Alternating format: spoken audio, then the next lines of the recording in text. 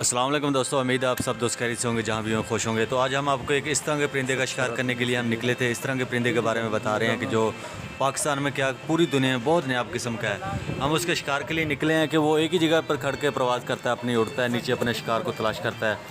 तो सदाम भाई जो कि कलोरा टीवी के ओनर भी हैं, वो इस परिंदे के शिकार के लिए उन्होंने गन का जब निशाना लिया तो वो परिंदा इतना चालाक है कि उसको पता चल जाता है कि बंदा शिकार के लिए आया या जिस तरह भी आया। ये देख रहे हैं कि परिंदा उड़ भी गया, साइड पे निकल गया है। जब सदाम भाई ने बिल्कुल टारगेट पे आया ये परिंदा, और ये परिंदा निकल गया साइड पर, और ये आता है अपने शिकार को दिखाता है कि मैं यहाँ पर खड़ के उठ सकता हूँ और मुझे कोई भी शिकार नहीं कर सकता। जब भी इसकी तरफ आप गन का मुँह करेंगे और ये उसी वक्त प्रवास कर जाएगा, उड़ जाएगा, अपना निशाना ख़ता कर जाएगा। जो शिकारी होता है उसका निशाना इसको नहीं छू सकता। ये बहुत ही कीमती परिंदा है।